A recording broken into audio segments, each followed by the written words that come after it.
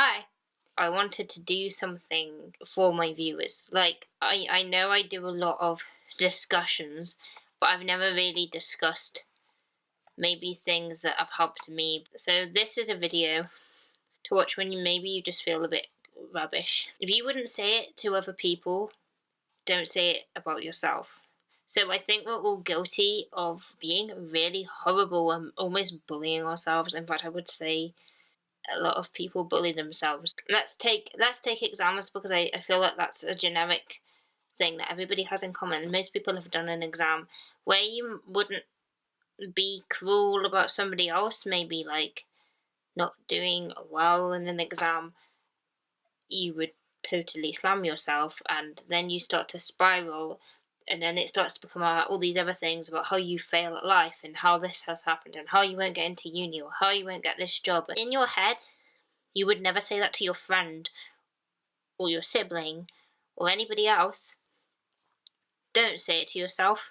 Realize that some people are nasty just for the sake of being nasty. If you're feeling bad right now because somebody has been horrible to you, or because people are horrible to you, realize that people are horrible, and all people are horrible sometimes. Yeah, sometimes it's totally uncalled for. In fact, a lot of the stuff I went through as a kid was totally uncalled for, but not all people are like that, and all people can be horrible sometimes, and that is just part of humanity and what humans do, unfortunately. You're not a bad person because of somebody else. There's this quote, I can't remember, I don't know who it's by, but it's something along the lines of, your value doesn't decrease based on someone's inability to see your worth.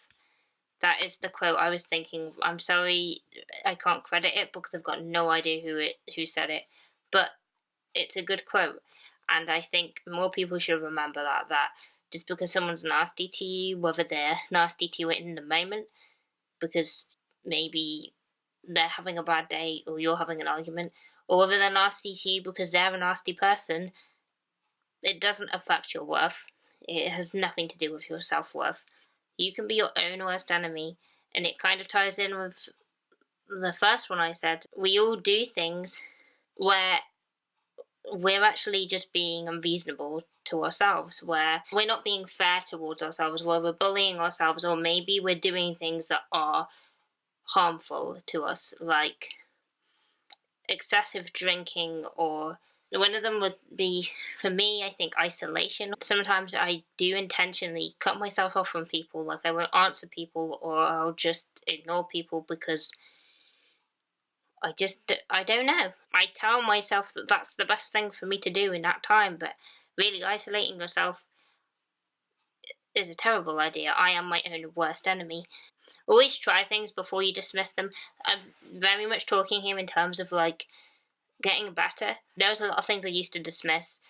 Going to counselling at one point was one of them, and now I couldn't be more thankful that I've gone to counselling. There's a story behind that. My counsellor died, and I didn't want to go through the whole trauma of counselling again. I honestly did get to a point where I didn't think anyone could help me, and I couldn't have been more wrong.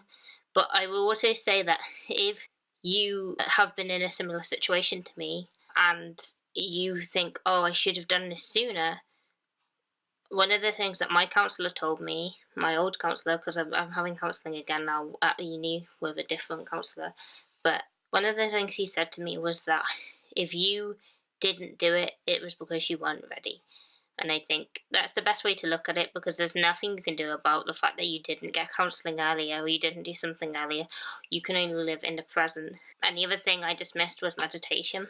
I haven't been solidly meditating because I just keep forgetting, and my phone will like go off reminding me to meditate, and I'll be like there 15 minutes later not having have meditated and forgotten about it. And it's bad, and I'm trying to get back on top. I did it today, so that's a step forward. Again, there's nothing I can do about the fact I didn't meditate like most of this week. I just need to keep going, and eventually, hopefully, it'll be a habit. And it does help me. What you think isn't always right or true. So what we think isn't always a fact. If you think something about yourself, it's likely it's probably not true. When you think something and you're really slamming yourself, or it's really getting to you. Maybe you think, my friends don't like me. Let's take that. Let's take like common ones like everybody will leave me. I feel like that a lot. My friends don't like me. It just spirals out of control. All these things that I think about myself. The likelihood is that when my best friend, or one of my best friends, because I have more than one, when they come to me and say like, I'm this, that, and the other, and they're like, they feel really depressed or whatever, or they're just talking in general to me, I don't agree with them. I usually see them in a totally different way. Usually when they say things that they think other people think about them, I don't agree with that either. Know that you, in your own head, usually think or see yourself a totally different way to other people see you. And I will throw in what I said, that you don't care what other people think. You care what you think other people think. You never know what other people are thinking about you. You only know what you think that other people are thinking about you. So a good example is being sat in the canteen at school or at college or at uni, wherever you are, and you're sat on your own. Do you remember the terrifying days of school where you would go into the canteen and sit on your own, and you would think, everybody's watching me, everybody's staring at me right now, everyone's going to think I have no friends, and I feel like I have no friends, and I'm just going to sit here awkwardly eating my sandwich or awkwardly eating my disgusting school meal, and everybody's going to be watching me.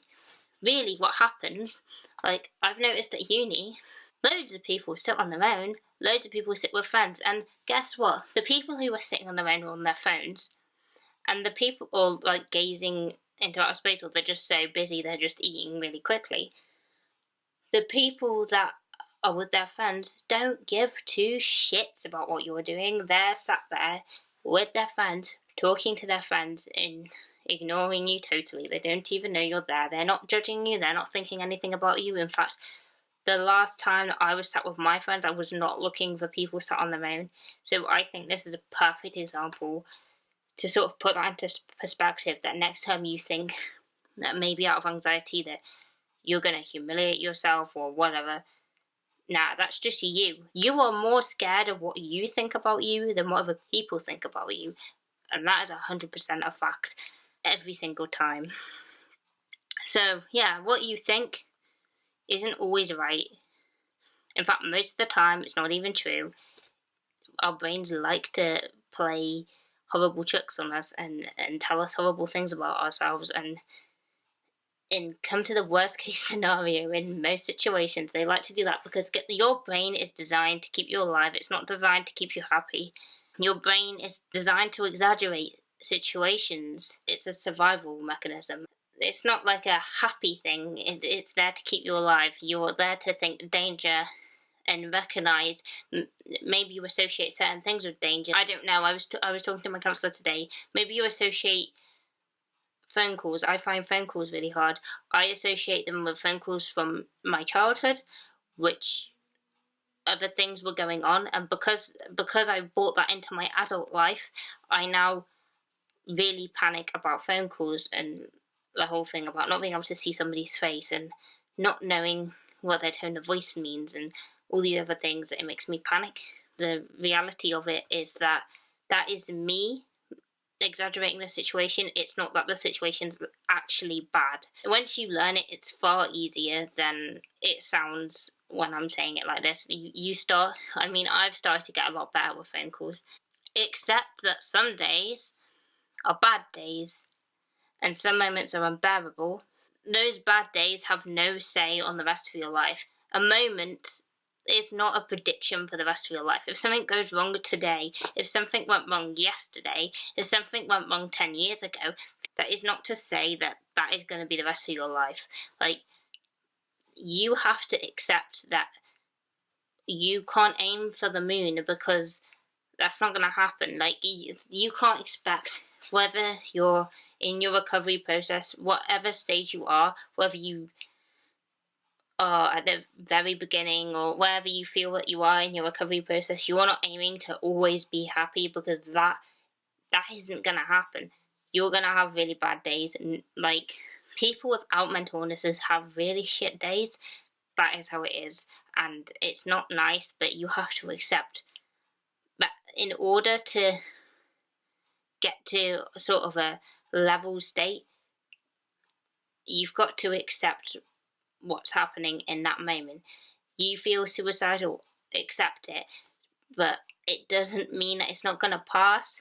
It doesn't mean that it won't ever go away. Accept things in the moment that they happen. Accept that sometimes it's just a bad day. Like, that's all it is. And tomorrow, maybe it'll be better. Tomorrow, it could be a bit better, and you'll notice the improvement, and you can say, at least it's a bit better. At least it's not as bad as yesterday. On the same line, you will have good days, and you won't think anything about it. Like, you will just be like, yeah, I'm having a good day today. But we all have to learn to accept that we have bad days, and that happens. And the way to move forward with having a bad day is to acknowledge that it's a bad day. How you feel, whether it's angry, hateful, jealous, spiteful, whatever you feel, it's okay to feel that. It's sometimes necessary to feel those things. That's why we have emotions. No emotion is ever good or bad. What is good and bad, like, what can be categorized as good or bad is the way you act on your emotions. So if I was angry and I was to go and kill people, that would be bad. That would be anger that I had no control over. If I was angry, but I used my anger in a good way, so maybe I do something for the good of other people. Maybe I'm angry that something's happened, so I decide to change it. Maybe I'm angry that there are homeless people on the streets, so I start an organisation to stop that. That would be me using my anger in a positive way. No emotion is ever good or bad. It's the way you act that is good and bad. You can feel whatever you want, and you're not a bad person. Trust me. It is normal to be angry. It is normal to hate people. It's normal to be jealous. It is normal to feel like I want to murder them. What is not normal is to act irrationally because of just an emotion that maybe you just feel in a moment. And believe me, a lot of people feel things that you may not think that they do, but they do feel them. Have goals. Like, it's important that you set goals, but it's important that they're realistic. And I think I said this by accident, like, earlier on, but you've got to set goals all the time. To keep yourself busy, and two, because when you lay out goals, you can see what you've achieved. So whether it's something that, like, get up at 9 a.m, make myself a cup of tea, respond to that email, like, honestly, some of my goals are that now, like, delete your emails as they come in, answer this email, do this, because I'm really bad at it. And I've got into the habit of ignoring things because they overwhelmed me, and then because obviously they build up and up, they overwhelm me even more. So I've small goals to get to a bigger goal is the best way forward. You don't want to be setting yourself up for failure. It's got to be tiny, tiny, tiny steps. You can't decide that you're gonna run a marathon tomorrow when you haven't done the training for it. If all you did today was what you needed to do to get through today, then be proud of yourself. We are all for being horrible because we didn't do this, that, and the other, and we didn't achieve this today, and we forgot to do this, but you never think about all the things you actually did do. If you felt really awful and you managed to get up and get washed and, like, watch something on Netflix, I don't know, whatever you did, if it got you through the day, then I'm proud of you, and you need to be proud of you, because honestly, I know what it's like to just feel like you can't even make it to the end of the day. Well done. Just take it as an achievement and move on from it. Okay, I'm just gonna throw in a few edits because I totally forgot to say one of my points. I want to just add in one theory I wrote about in my journal. So if today was the worst day you could ever have, if it was your rock bottom, then how can it possibly get any worse? Surely, if you watching this video right now and you're thinking it is my absolute rock bottom, it can only go up from there. If it's your absolute rock bottom, you've got nothing to lose. It can only go up from there, and that is the truth. Why do I know it's the truth? Is because I felt before that I've hit my rock bottom, and it has gone up from there. I felt it was really important to say that. I also want to say that never deny yourself help if you need it. So if you're feeling right now that this is my rock bottom, I don't know what I'm going to do anymore, you need to get help. You can ring a helpline. I will put the helpline number here. I will leave a link. Well, I'll put Samaritans number here for people in the UK. And I will leave a link to other helplines in the description. And please ring a helpline, and if it's possible, get some professional help. Never deny yourself help when you need it. It is very important that you get help. It's really important. Just as when you break your leg, you get help with it, or when you have some sort of medical issue, you would get help with that. This is also something you need to be getting help with if you're not coping. Just a disclaimer here, I am not a professional. I am just a person who has mental illnesses, like several of them, and has to cope every day. And I have been having counselling, and the reason I started this channel was because I feel like sometimes it's easier to listen to other people's experiences and what they've learned to recover, as well as professionals. Like sometimes you just want someone you relate to, and that's why I'm here. But I am not a professional, so you need to get professional help. If you just think I need someone to help me, that's what I want you to do today. So get some help if you're at rock bottom, if you're at that rock bottom state I'm talking about. But please get help. Anyway, back to past Sophie. So that was my last point, and I hope that if you felt a bit crap, that this kind of distracted you and maybe made you feel a bit better, and I hope that it gets better from here for you, and I think it will. Just give yourself time. If you like this video, like, comment, subscribe if you haven't already subscribed. Goodbye.